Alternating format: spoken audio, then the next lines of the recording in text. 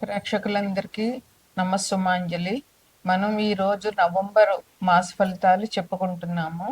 ప్రస్తుతము నవంబర్ నెల అంటే కార్తీక మాసం నడుస్తూ ఉంటుంది. కార్తీక మాసం విశేషంగా శివుడి పూజకి, ఆ, విష్ణుమూర్తి పూజకి కూడా చాలా ముఖ్యమైన మాసంగా, హరిహరులు ఇద్దరికి సంబంధించిన మాసంగా కార్తీక మాసాన్ని చెప్పుకుంటాము. తదుపరి ధనుసు రాశి. ధనుసు రాశికి అధిపతి గురువు. ధనుసు రాశిలో ఏమేమి ఉంటాయంటే మూల 4 పాదాలు, పూర్వాషాఢ 4 పాదాలు, ఉత్తరాషాఢ 1 పాదం ఉంటాయి. ధను ధనుసు రాశిని లగ్నంగా చేసుకునే గ్రహాల స్థితిగతులు ఎలా ఉన్నాయంటే, ధనుసు రాశిలో ఏ గ్రహం లేదు. కుంభంలో రాహు ఉన్నాడు. మేనంలో శని వక్రించున్నారు.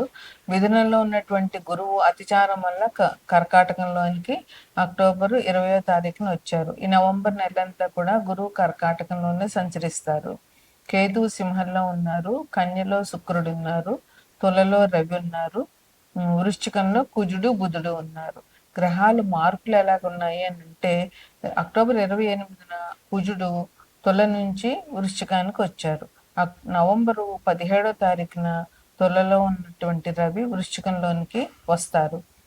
నవంబర్ 3వ తారీఖున కన్యలో ఉన్నటువంటి శుక్రుడు తులలోనికి వస్తారు. అంటే తుల ఆయనకి స్వరాశి, అందువల్ల ఆ రాశి వారికి బంచుగా ఉంటుంది. ఇంకా ముఖ్యంగా చెప్పాల్సింది ఏంటంటే శుక్రమూఢ్యం. నవంబర్ 26వ తారీఖు నుంచి వచ్చే నెల 16 ఫిబ్రవరి 2026 వరకు కూడా శుక్రమూఢం ఉంది. అంటే చాలా పెద్ద మూఢం అన్నమాట ఇది. ఇన్ని నెలలు ఈ మూఢం ఉండడం మూలంగా వివాహ శుభకార్యాలు కానీ, గృహప్రవేశాలు కానీ ఏవి శుభకార్యాలు ఈ సమయంలో చేయకూడదు. ఏం చేసినా కూడా నవంబర్ 26 లోపు చేయాలి, లేదా ఫిబ్రవరి 16 తర్వాత చేయాలి. ఇది ముఖ్యంగా గమనించవలసినటువంటి విషయం. ఇక ధనుసులో ఈ రాశి వారికి ఎట్లా ఉంటుంది ఈ మాసం అంటే అని చెప్తే, వీళ్ళకి కొంచెం మిశ్రమ ఫలితాలు ఉన్నాయి. అది చాలా పూర్తిగాను చెడు అని చెప్పలేం, చాలా పూర్తిగా మంచి అని చెప్పలేం. ఎట్లా అంటే చాలా వర్క్ ప్రెషర్ చాలా ఎక్కువ ఉంటుంది. ఏ రంగం వాళ్ళకైనా సరే పని భారం చాలా ఎక్కువగా ఉంటుంది. దానివల్ల అలసట ఎక్కువైపోతుంది. అకాల భోజనాల వల్ల అనారోగ్యం, టైంకి అన్నం తినకపోవడం మూలంగా, లేదా వాళ్ళకి పడని వస్తువులు తినడం వల్ల ఇట్లా గ్యాస్ట్రిక్ ట్రబుల్స్ అని, అన్నం అరగకపోవడం అని, జీర్ణాశయ సమస్యలు ఇట్లాంటివన్నీ వచ్చే అవకాశం ఉంది. పని భారం ఎక్కువైపోవడం వల్ల, ఒత్తిడి వల్ల చాలా నీరసపడిపోవడము, అలసట, పని చేయలేకపోవడం అనేటటువంటి బాధలు మీకు వచ్చే అవకాశాలు చాలా ఉన్నాయి. అంతేకాకుండా బాధ్యతలు కూడా ఎక్కువగా ఉండడం వల్ల మీరు మానసికంగా కొంచెం కృంగిపోయే అవకాశాలు ఉంటాయి. అందువల్ల మీరు ధైర్యంగా ఉండండి. ఇంకా మీకు మంచి వ్యక్తుల పరిచయాలు జరుగుతాయి. దానివల్ల మీకు మంచి జరుగుతుంది, వాళ్ళకు కూడా మంచి జరుగుతుంది. వాళ్ళ వల్ల మీరు లాభం పొందుతారు.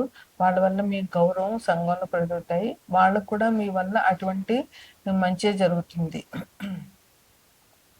ఇక వ్యాపారంలో వాళ్ళకి, ఉద్యోగస్తులకి ఎటువంటి ఇబ్బందులు లేవు. ఎందుకంటే వ్యాపారం చేసే వాళ్ళకి మంచి అభివృద్ధి ఉంది. ఏ రకం వ్యాపారం చేసినా కూడా మీరు పట్టిందల్లా బంగారం జరుగుతుంది. మీరు ఎంత లాభం అయితే దాని మీద రావాలని అనుకుంటున్నారో అంత లాభాలు వస్తాయి. వ్యాపారం బాగా అభివృద్ధిలోకి వస్తుంది అన్నమాట. ఇంక ఉద్యోగస్తులకి చాలా బాగుంది. పని భారం ఉంటుంది కానీ మంచి ప్రమోషన్లు వస్తాయి. కష్టపడితేనే ప్రమోషన్లు వస్తాయి కదా. ఉద్యోగస్తులకి మంచి ప్రమోషన్లు వస్తాయి. మీరు అనుకున్న పని అనుకున్నట్టుగా చేయగలుగుతారు. మీ ప్రజ్ఞా పాఠవాలు మీ అధికారులు గుర్తిస్తారు. అందువల్ల మీకు ఆ ఆఫీస్లో కూడా మీ పనిచేసే కార్యాలయంలో కూడా మీకు మంచి పేరు వస్తుంది. అధికారులు మీ మంచిగా ఉండడం వల్ల అందరికీ మీ తోటి కొలీగ్స్ కూడా మీరంటే కొంచెం అభిమానం ఇది ఉంటుంది. మీలో ఉన్నటువంటి ప్రజ్ఞని, మీలో ఉన్నటువంటి వర్క్ని అందరూ గుర్తిస్తారనమాట ముఖ్యంగా. ఇంకా ఎటువంటి వృత్తి వ్యాపారాలు చేసే వాళ్ళకైనా కూడా ఈ మాసం చాలా బాగుంది. మీరు చేసే వృత్తిలోను వ్యాపారంలోనూ చాలా లాభాలు వస్తాయి. అందువల్ల మీరు మంచి అభివృద్ధిలోనికి వస్తారనమాట. ఇంకా షేర్స్, స్పెక్యులేషన్స్ చేసేటటువంటి వాళ్ళకి చాలా బాగుంది. షేర్స్లో పెట్టుబడి పెట్టిన వాళ్ళకి బాగుంది. అయినా కూడా మీరు ఒక జాగ్రత్తగా ఉండండి. స్పెక్యులేషన్ అంటే ఆహ్, బ తక్కువ ధరకు తెచ్చి కొని ఎక్కువ ధరకు అమ్మడం. ఈ స్పెక్యులేషన్ బిజినెస్ కూడా బానే ఉంది. అయితే మీరు మార్కెట్ అంతా సర్వే చేసుకొని ఈ బిజినెస్ చేయడానికి ఆహ్, ఆలోచించి చేయవలసొస్తుంది. ఇంకా మీకు ఆస్తి వ్యవహారాలు ఎవరికైతే ఉన్నాయో అవి వాళ్ళందరికీ బాగుంది. అంటే మీకు ఎవరి దగ్గర నుంచైనా ఆస్తి రావాలంటే వచ్చే అవకాశం ఉంది. ఆస్తి వ్యవహారాల్లో ఏమైనా నడుస్తూ ఉంటే గొడవలు లాంటివి నడుస్తున్నా అవి అన్నీ పోతాయి. మీకు స్థిరాస్తులు కొనే అవకాశం ఉంది. ఆస్తి వ్యవహారాలు, స్థిరాస్తులు అన్నీ కూడా మీకు మంచి లాభాన్ని తీసుకొస్తాయన్నమాట. ఇప్పుడు మీకు ఎటువంటి సమస్యలు ఈ ఈ విషయంలో ఉండవు. ఇంకా నిరుద్యోగులకి మంచి ఆఫర్స్ వస్తాయి. ఉద్యోగం కోసం వెతుక్కుంటున్న వాళ్ళకి మంచి ఆఫర్స్ వస్తాయి. మీరు ఈ ఆఫర్‌ని అందుకుని ఉద్యోగంలో చేరడం వల్ల మీకు చాలా మంచి జరుగుతుంది. ఇంకా చాలా శుభకార్యాలు చేస్తారు. ఈ ఈ ఈ మాసంలో మీరు చేసేటటువంటి శుభకార్యాలన్నీ కూడా చాలా బాగుంటాయి. అంటే దైవ కార్యాలు చేయడము, దానాలు చేయడము ఇటువంటివన్నీ ఉంటాయన్నమాట. సమాజంలో మీ మాటకి, మీరు చేసే పనులకి చాలా విలువ ఉంటుంది. అందువల్ల సమాజంలో మీ మీద చాలా గౌరవం పెరుగుతుందనమాట.